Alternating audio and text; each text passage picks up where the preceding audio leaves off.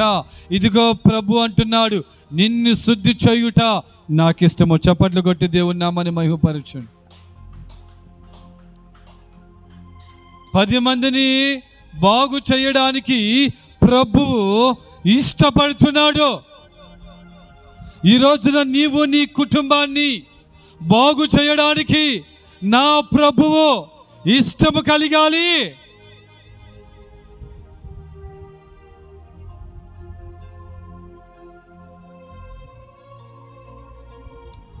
ప్రభువు మనల్ని ఇష్టపడాలి అంటే మనకున్న ఆ వంకతో కుక్కతో ఒక వంకర బుద్ధులు ఎలా ఉంటాయో ఆ బుద్ధుల నుంచి తీసివేసుకొని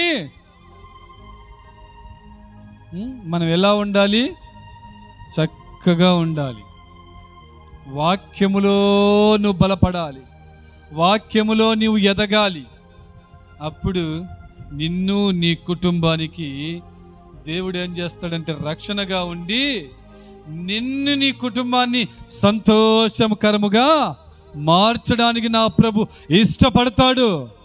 ఈ 10 మంది కుష్ఠ రోగుల విషయంలో వాళ్ళు అడిగిన మరుక్షణమే మిమ్మల్ని శుద్ధి చేయడకు నేను ఇష్టపడుతున్నాను అన్నాడు. 10 మందిని బాగు చేశాడు. 10 మందిని బాగు చేశాడు. 10 మంది వెళ్ళిపోయారు, ఒక్కడే తిరిగి వచ్చాడు. హల్లెలూయా, హల్లెలూయా. ఒకరే తిరిగి వచ్చారు.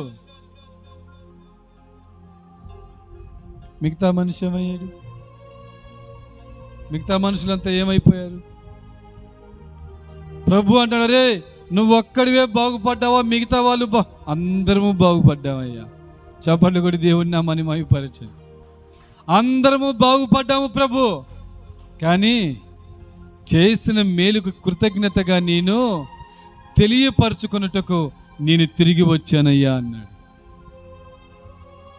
నువ్వు ఈ రోజున కృతజ్ఞత కలిగి జీవించాలి.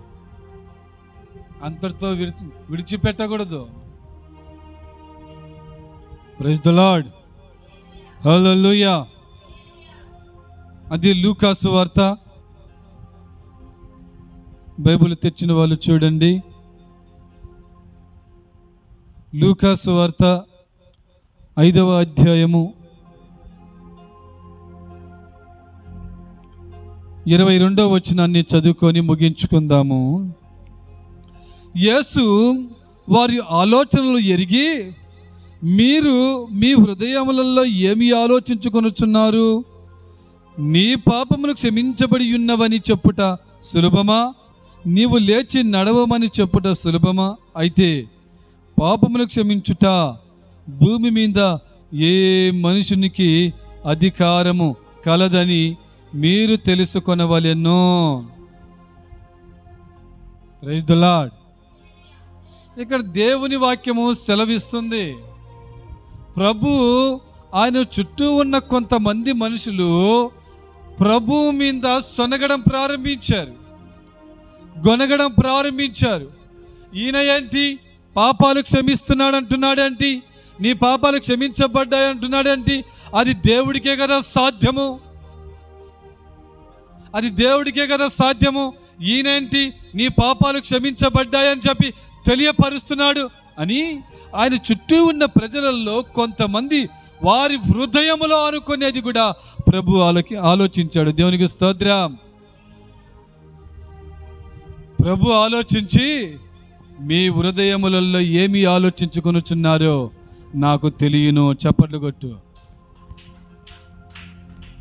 ఈ రోజున మనము ఇక్కడ ఏమి అనుకుంటున్నామో, ఏమి ఆలోచిస్తున్నామో, ఇక్కడి నుంచి బయటికి వెళ్ళిన తర్వాత ఏం మాట్లాడబోతున్నావో, ఏం మాట్లాడతావో అది కూడా ప్రభువుకు తెలుసు.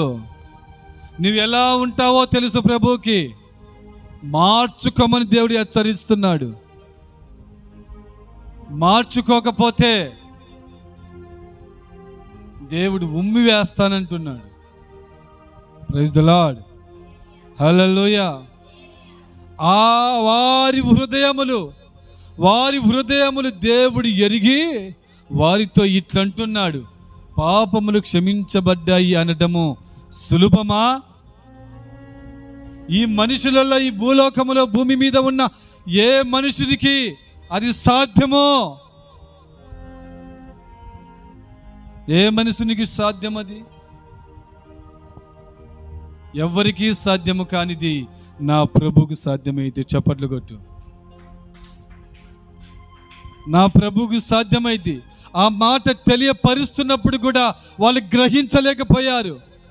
ఈయన దైవ కుమారుడు, ఈయన దేవుని బిడ్డ, ఈయన దేవుడు మానవ స్వరూపము ధరించి వచ్చి ఉన్నాడన్న ఆ ఆలోచనలే వాళ్ళు గ్రహించలేకపోయారు. వీరెవరంటే మోడురాళ్ళు కలిగిన బుద్ధులు వీళ్ళు.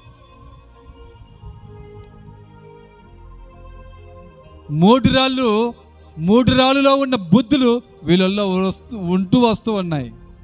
అందుకని వాళ్ళు గ్రహించలేకపోయారు. అక్కడ అనేకులు జ్ఞానము కలిగిన వారు వారు ఏం చేస్తూ వస్తున్నారంటే నిజమైన దేవుడు ఈయనే అంటున్నారు. చప్పట్లు కొట్టు. ఈయన దైవ కుమారుడు అంటున్నారు. హల్లెలూయా. ఈయన లోకరక్షకుడు అంటున్నారు. హల్లెలూయా. మా పాపములు క్షమించడానికి దిగి వచ్చిన పరలోకపు దేవుడిన ఈయనే నిజమైన దేవుడని అనేకులు అంటున్నారు. చాడిస్ట్ మనుషులు ఆ రోజుల్లో ఉన్నారు, ఈ రోజుల్లో కూడా ఉంటూ వస్తున్నారు. ఆ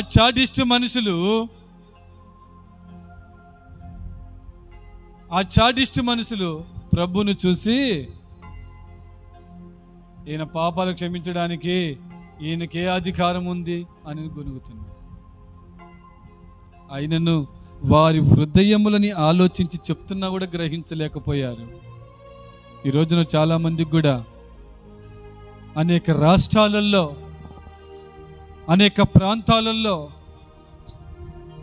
ఈ రోజున క్రైస్తవులను దూషిస్తున్నారు, క్రైస్తవులను నిందిస్తున్నారు, దేవుడి బిడ్డల్ని కొడుతున్నారు, దేవుడి బిడ్డల్ని నిందిస్తున్నారు, దేవుని మందిరాలు పడేస్తున్నారు, పాస్టర్ని కొడుతున్నారు, హింసిస్తున్నారు, చంపుతూ వస్తున్నారు. తెలుసుకోలేక నిజం ఏంటి, అబద్ధం ఏంటి, సత్యమేంటి, అసత్యమేంటి తెలుసుకోలేక మూర్ఖత్వంగా ఈ రోజున సమాజంలో మనుషులు అలాగే ప్రవర్తిస్తూ వస్తున్నారు.